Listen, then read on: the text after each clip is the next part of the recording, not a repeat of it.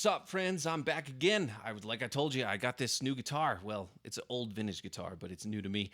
This is a 1966 335, the new pride and joy of my guitar collection. I've been dreaming of owning one of these for years, and I finally got a chance to own one, and I couldn't pass it up.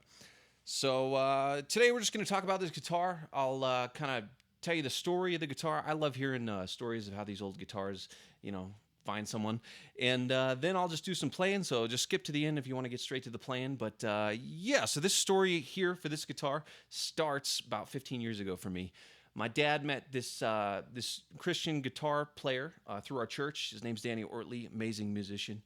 And so he was playing in our church at the time, and my dad ended up talking to him, thought he had a great guitar sound. And at the time, I was, as I still am today, basically mostly an electric guitar player. So I'm kind of always just reaching for electric guitars. I don't play much acoustic. But at the time, my dad was like, I really need to, I really want my son to play acoustic guitar because he loves acoustic music, and I do too. I just don't play the acoustic guitar, probably because it's much harder to play. But that's another story. So he ended up seeing this guy and loved the guitar sound he was getting. So he asked him what kind of guitar it was. It was a Taylor, and my dad bought a Taylor guitar for me, a 714 CE, which I still have, and I love that guitar. But I'm still an electric guy. Anyways, so this is how we met Danny, and then 15 years later, I'm just scrolling through Facebook, and this guitar pops up. So I, click on the ad, look who it is. It's the same guy. So it's like it was meant to be or something that I wound up with this guitar. I don't know, but it was a cool experience to kind of talk to the guy and see him after all these years. I used to go and see him, around town whenever he was playing, and he's still traveling around playing down here in Colorado. So give him go check him out if you get a chance. And yeah, so this is basically a one-owner guitar. It's a two-owner guitar, but it's basically a one. So Danny had it for about a year. He bought it from a friend of his at the church, and he was, he's getting up there in age, and it's just, these are heavy guitars, and they're hard to play. So it was just time to let it go for him. But the guy who owned it, was the original owner. So he bought this thing in like 1966, or I think he bought it in 67, but they serial numbered it as a 67, but it wound up being a 66, which you can tell just by kind of that 65-ish 64 kind of the sunburst. It matches similar to my 65 330. So it had some other kind of like the gold knobs. I think in 67 and 8 they went with the kind of the black top hat knobs. So you got to love these reflector gold knobs. They're beautiful. And a couple other things they changed around in 66 was the nut width. So the nut is a little bit, it's the smaller, kind of slimmer nut. It doesn't bother me.